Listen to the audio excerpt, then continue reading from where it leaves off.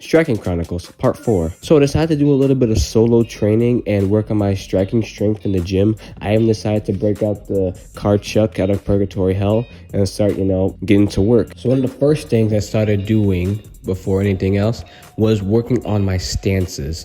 As you can see, I have my left foot, which is going to be my leading foot, facing forward, and my right foot, which is like my anchor, facing to the, to the right.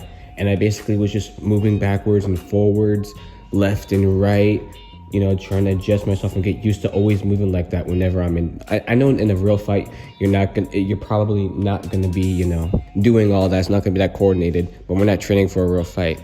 We're just training to get stronger and also work on our technique. So that's one of the first things that I decided to work on. As a beginner, there's a lot of work to do. Of course, you're a beginner. So I didn't really know where to start with any of this. So I basically just started off just doing jabs, just working on jabs, just 1 and 2. And then I started to do the combos. I did my very best to remember them, but I took it slow. I started with the jab, cross jab, and then I decided to implement the combos into it. I didn't do all the exact combos. I know there's boxing combos. I can tell you that I don't know them off the top of my heart. That's something I'm gonna study later tonight, but yeah, that's one of the things I worked on. I also worked a little bit on my hands. What does that mean? You know how boxers have the palm of their hands is facing their chin? I was watching some Muay Thai videos and I see that some of them have, instead of their palms facing their face, they're facing to their opponent. So yeah, I worked on my hands a little bit. I alternated between having them in my face and to the opponent. To be honest, I kind of like it to the opponent a little bit because I think it's easier to do jabs that way and the cross. But right hooks, I wouldn't recommend until I'm more experienced because it feels a little bit weird doing it and it hurt. And another thing I had while doing this practice, I hurt my hand a lot because I didn't tie the car chuck properly.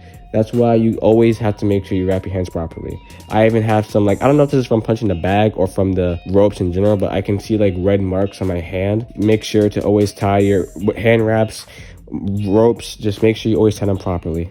I worked on my kicking abilities too, just switch step, lead roundhouse, and the lead forward kick. The lead forward kick is what I had the most trouble with because I think this is also coming from the fact I don't want to really hurt my sparring partner. But with the bag, I could let it rip, and it was nice. Honestly, I think I'm getting better at it.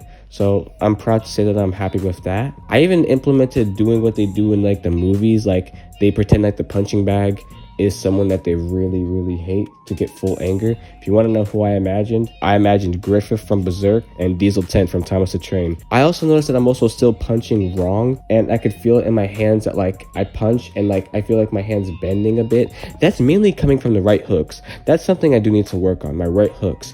That's because I still feel my hands bending a bit. Maybe that's coming from me, not tightening my hand properly, or just the way I'm punching is off. That was basically the whole training. I'm gonna do it more. I'm surprised. I don't know why I didn't implement that more. I'm gonna start doing some training and punching because not only did it feel good to punch the bag with the ropes, once I started, I couldn't stop because I didn't really want to punch that often or that much. And then I ended up just going from wanting to do 15 minutes. Now, oh gosh, I've been doing this for 40 minutes, which is good. That's good. I'm not saying it's a bad thing, but I didn't expect it to be so into it to where I was training for a while. And I also started to just not only wail, but I kind of got into the mindset and I keep saying into the mindset. I don't really know what I'm talking about.